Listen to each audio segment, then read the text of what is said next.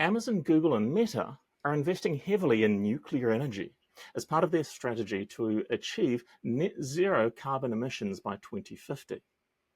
These tech giants plan to power their operations with 100% renewable energy.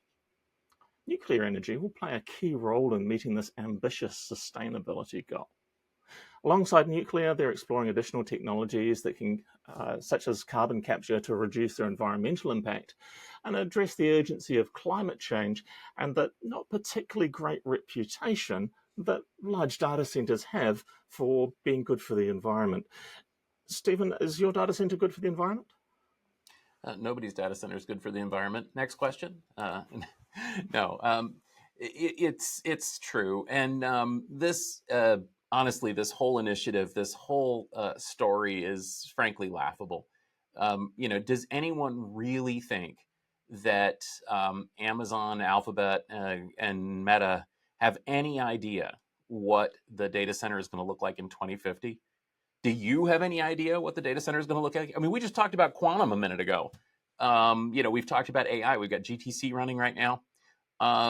We have no idea. We have absolutely no idea. And that's why it's ridiculous to make these promises.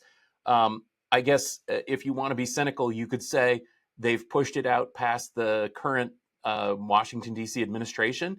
So at least they have some cover in terms of not promising some kind of ecological goal that's going to get them in trouble with the right-wingers in Washington. But beyond that, man, I will just remind everyone that nuclear fission, although it seems to check all the boxes in terms of what we're looking for to power data centers, and especially AI data centers, with reliable power, with consistent power delivery, with highly scalable power, with not a huge greenhouse impact, has unfortunately been mired in difficulties related to paperwork and red tape and NIMBYism and cleanliness of disposing of the fuels and so on.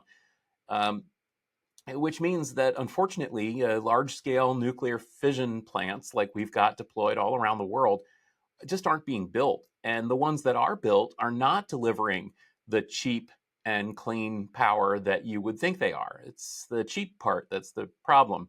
Essentially, nuclear electric power is much more expensive than fossil fuel power and much, much more expensive than renewables.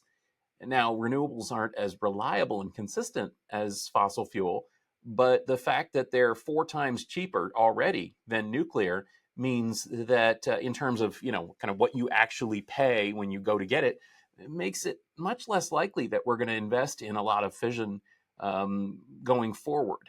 Maybe we should, but we're probably not going to. And then people say, oh, but small modular reactors and micro reactors and thorium and all this other stuff. Well, that's all a bunch of hogwash. Unfortunately, none of it exists.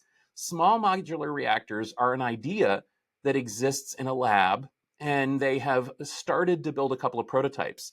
Essentially, they're the flying cars of the nuclear space. Could they work? Yeah. Will they work? Who knows? Certainly not anytime soon. So if you're going to bet on small modular reactors and micro reactors that sit in the corner of the data center, well, I guess 2050 is as good a time frame as any to say that we're going to be using those things, because frankly, we have no visibility there and nobody can say whether that's going to happen or not.